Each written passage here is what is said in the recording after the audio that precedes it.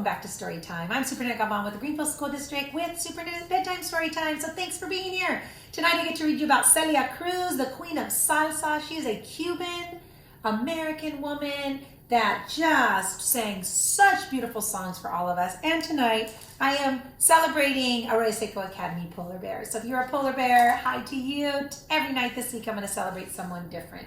So let's learn about Celia Cruz. Hola comunidad de Greenfield, soy Superintendente Galvan aquí con ustedes en el distrito escolar de Greenfield, leyendo de Celia Cruz, una cubana de la reina de salsa, y vamos a oír de su vida porque estamos celebrando el mes de marzo, es elevando la mujer. Y doy a dar la hola a los niños, los osos polares de Arroyo Seco Academy. Ok niños, aquí vamos. Celia Cruz, Queen of Salsa, written by Veronica Chambers and illustrated by Julie Merritt. Let's learn about Celia Cruz. Here we go. In the fabled land of Havana, where rhythms grow sweet and juicy like oranges in Florida, there lived a little girl.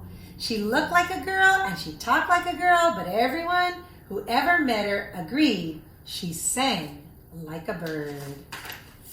When Celia Cruz was just a little girl in Cuba, she could never hear the magic others claimed was in her voice. When she opened up her mouth, she would sing just like a beautiful bird. Her father heard thunder. Her cousins heard the call of the sea, and her neighbors heard a hummingbird. Celia would grow up to be a queen, but she was not born a princess. She grew up in a poor community with one of 4 brothers and sisters. Through the house was also their home to numerous cousins. At times, there were as many as 14 children living in the same 2-bedroom house. But that didn't matter to Celia because she always stood out amongst the crowd. Her voice was beautiful. Like others, girls in Havana, she had chores. Some of her friends were charged with sweeping the kitchen. Other girls washed the dinner plates. Celia's job was so beautiful when she would sing lullabies to her little brothers and sisters. Always she was shy and more than a little independent. Celia mistook the gathering of crowds as for busybodies, watching her every move. Ay, por favor, she would say, if you don't leave, these little ones will never go to sleep. So when people would come, she would still have to put the babies to rest. Despite her initial shyness, though, she could not stop singing.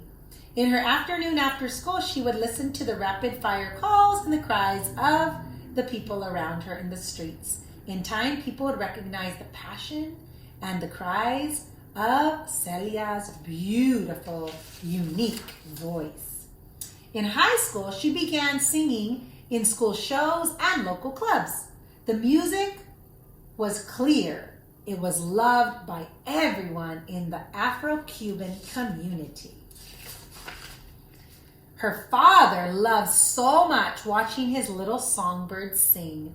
Watching her, and hundreds of people would come to listen to her too. Keep studying though, he said, mija. He told her, you are so smart. Don't be always singing. Make sure that you can become a school teacher or something that will make the family proud. Ooh, so her papa didn't know if singing was going to be the good thing for her. Her teachers, however, told her something different. No, take a chance.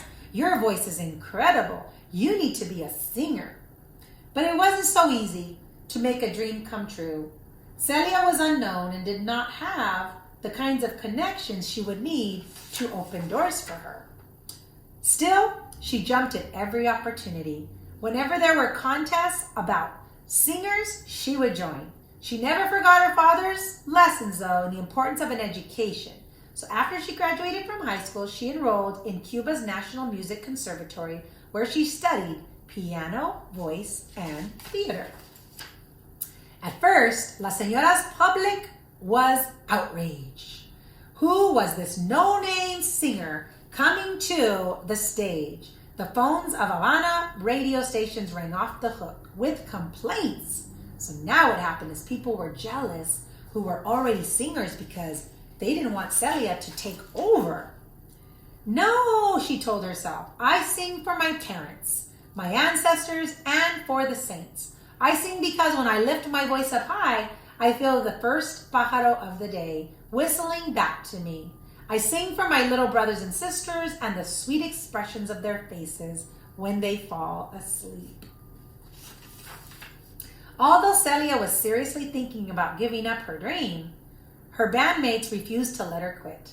As a group, they would sing the history of Cuban music with new arrangements and a fresh, innovative style. She kept her heart open. Lost loves made room for new loves, and it was there in Hollywood, California, that favorite town of movies and dreams, that Celia became the queen of salsa, and everyone wanted to meet her. She met a man named Pedro Knight. He was the lead trumpet player of the Palladium Orchestra, and while he dazzled her with his high notes, he also won her love and her understanding. She told him that her heart would always be split with 3 places. One part would belong to him, the other part to music, and the third one to her country of Cuba. Celia Cruz brought salsa music to every corner of the earth. From London to Congo, from Brazil to Japan, she recorded over 20 gold albums and is known, though all over the world, as being the queen of salsa. Far from 40 years, Pedro Knight was still her king and she was his queen. Celia's performance trademark was a full-throated shout of azúcar. It's a Spanish word for sugar, and that was the only word that everyone knew her by because it was a perfectly voiced scream. In the fabled land of Havana, where rhythms grow sweet and juicy, like oranges in Florida, there lived a girl. She looked like a girl and she talked like a girl, but everyone knew, whoever met her agreed, she sang like a bird. And that is the story of Celia Cruz, who changed America in the music industry, the queen of salsa. Thanks so much for joining me here tonight. Tomorrow night we'll give you another wonderful woman to celebrate. I'm Superintendent Galvan with the Greenfield School District, sending a great big bear hug from our family to yours.